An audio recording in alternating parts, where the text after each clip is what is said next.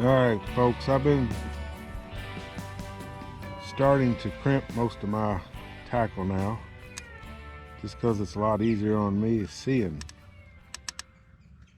and it's a lot quicker. I haven't lost any fish. I've had other folks tell me they don't trust it, but I've been catching them fish on it for quite some time. It's just kind of easier for me.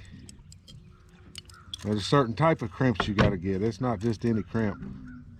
You got to be sure you got the right one. It took me a minute to figure it out, but I've got them now.